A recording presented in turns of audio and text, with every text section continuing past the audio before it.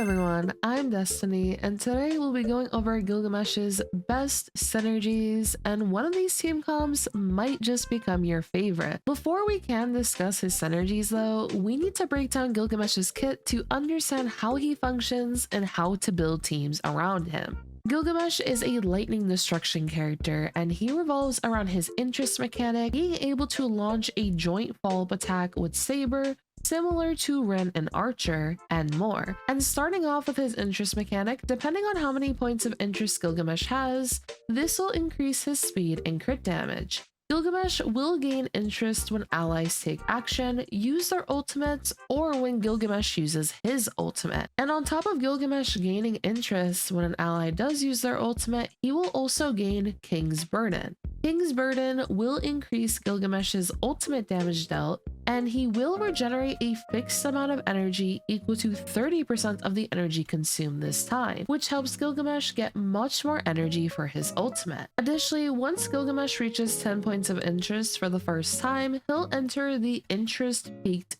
state, and in this state he can only use his skill for the entire battle. After using his skill, interest will reset. And speaking of his skill will grant him King's Acknowledgement. This is a buff that will allow Gilgamesh to ignore enemies' defenses by 30% when dealing damage, lasting for 3 turns. His skill will also deal lightning damage to one designated enemy and adjacent enemies. The King's Acknowledgement buff is great, as this can further increase not only Gilgamesh's skill damage, but his ultimate damage as well. And this can be further amplified with allies who further reduce enemies' defenses, which we will go over this shortly. Now, as for Gilgamesh's ultimate, he'll deal damage onto all enemies and then additionally deal 10 instances of damage to one random enemy.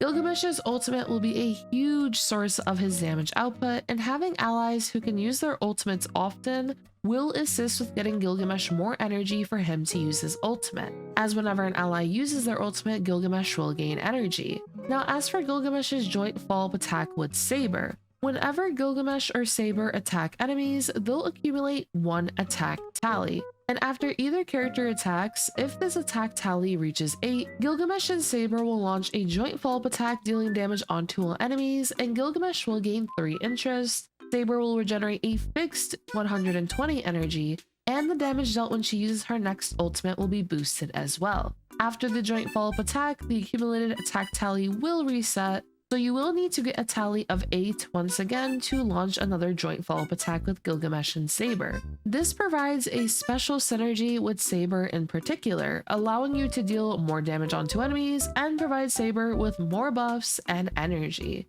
Additionally, Gilgamesh will be able to increase the attack and crit damage of allies while on the field as well. And now that we've gone over his kit, let's discuss team synergies. When it comes to Gilgamesh synergies, you can pair him up with Saber, or you can even use him without Saber as well. When it comes to the Gilgamesh and Saber synergy, Gilgamesh will be able to provide Saber with attack buffs, crit damage buffs, and one of the most important benefits being the joint follow-up attack, which will deal even more damage onto enemies, as well as give Saber more energy, resulting in her being able to use her ultimate sooner and boosting her next ultimate's damage as well. Gilgamesh will be one of Saber's new best partners, and on top of this, Saber will also be able to benefit Gilgamesh as well. I did mention earlier that whenever an ally uses their ultimate, Gilgamesh will be able to regenerate 30% of the energy consumed during this time. So with Saber having a pretty large energy cost, this results in a nice amount of energy gain for Gilgamesh whenever Saber uses her ultimate. As a result, Gilgamesh and Saber will be able to help each other out with getting more energy. On top of this, both of them will be able to deal considerable damage with their ultimates, and when it comes to your 3rd slot, I would recommend using a character that can provide buffs or debuffs that both Saber and Gilgamesh can benefit from, as they both will be able to deal considerable damage onto enemies on a team together. So one of their best synergies you can consider using on release can be Mortenax Blade.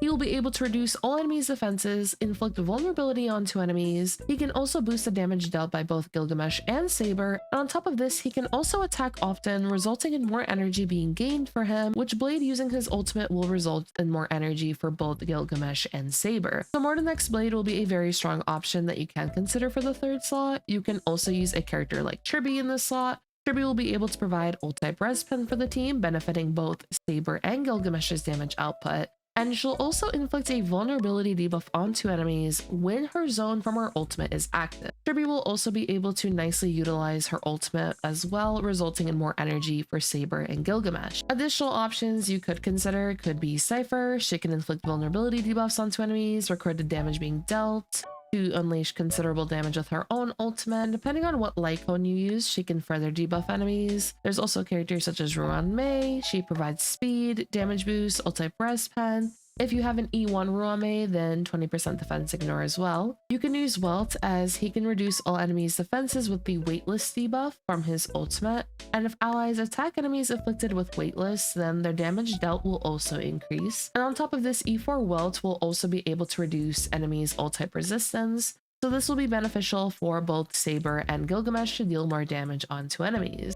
You can also consider Remembrance Trailblazer as a free-to-play option, as they'll be able to give the true damage buff for Mem's support, and since both Saber and Gilgamesh have high energy costs, they'll be able to nicely utilize the true damage buff for Mem's support. There's also Sunday, who can give more crit rate, crit damage, and energy for an ally, and so on. Overall though, for this third slot, there are multiple options that you can go with that can further amplify Gilgamesh and Saber's damage output, and once again, one of the strongest options being Mortenax Blade.